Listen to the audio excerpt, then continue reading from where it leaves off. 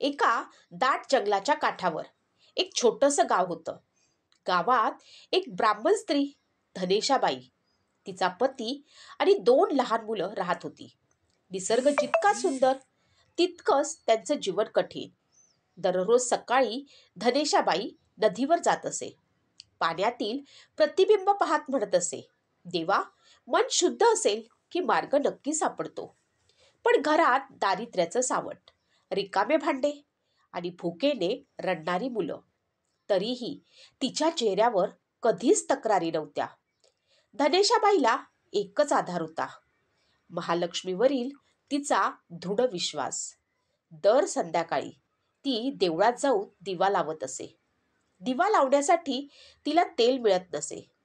कधी शेजाऱ्यांकडनं उधार, कधी छोटे छोटे काम करून मिळवलेले काही पैसे. गावकरी म्हणत, इतक्या गरीब माणसानं हे सगळं कशाला करावं? पण धनेशाबाई हसत म्हणायची, भक्ती कधीही खर्चिक नसते. देवाला शुद्ध मन हवं असतं.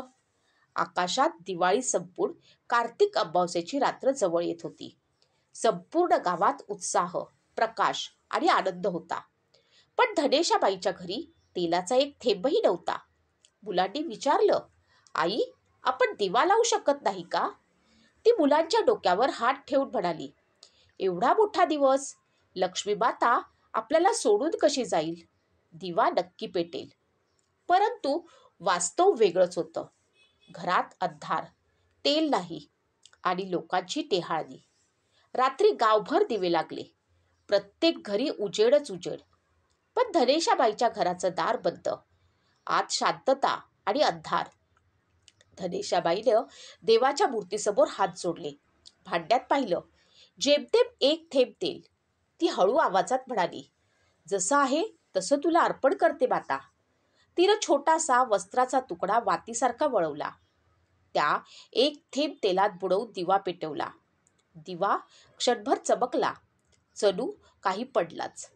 तेव्हा धनेशाबाईनं डोळे मिटून प्रार्थना केली, माझा दिवा छोटा असेल, पण भक्ती मोठी आहे माता.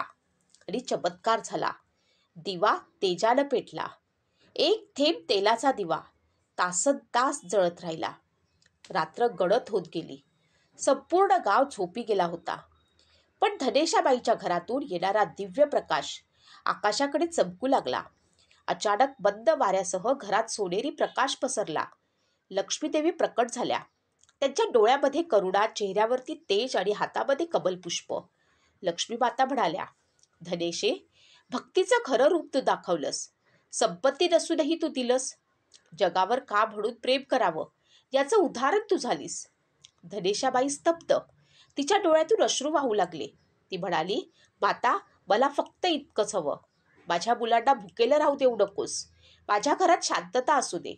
लक्ष्मीदेवी हसल्या. तुला मी अखंड सौभाग्य देते. तुझ्या घरातून कधीही अन्न आणि धन संपणार नाही आणि तुझं नाव भक्तीच्या इतिहासात कायम राहील. एक तेजस्वी प्रकाश उठला आणि देवी अदृश्य झाल्या. पण घरात सुवास, प्रकाश आणि शांतता पसरली. पहाट झाली. धनेशाबाई बाहेर आली. तिनं पाहिलं, तिच्या घरासमोर धान्याने भरलेली भांडारे, अंगणात सोन्यासारखा प्रकाश, घराच्या भोवती शुभचिन्हे आणि दिवा अजूनही जळत होता. गावकऱ्यांनी हे पाहून आश्चर्याने हात जोडले. ते म्हणाले, यांच्या घरी देवी आली आहे. खरंच त्या दिवसापासून धनेशाबाईच्या घरात कधीच दारिद्र्य राहिलं नाही. धनेशाबाईच्या भक्तीमुळेच देशभर एक परंपरा सुरू झाली. कार्तिक अमावास्येला दीपदान करणे, लक्ष्मीपूजन करणे, दारिद्र्य नाशाकरिता दिवा पेटवणे. कारण असा विश्वास पसरला, अमावास्येच्या रात्री पेटवलेला एक छोटासा दिवा संपूर्ण जीवन उजळून टाकतो. कार्तिक अमावास्या आपल्याला शिकवते, उजेड बाहेरून नाही तर मनातून येतो. भक्ती मोठी की अंधार मोठा, उत्तर नेहमी एकच, भक्ती. आजच्या अमावास्येला तुमच्या घरात एक दिवा नक्की पेटवा. धनेशाबाईच्या भक्तीची आठवण ठेवा आणि संपत्तीपेक्षा श्रद्धा मोठी हे स्वीकारा. कार्तिक अमावास्येच्या तुम्हा सर्वांना खूप खूप हार्दिक शुभेच्छा.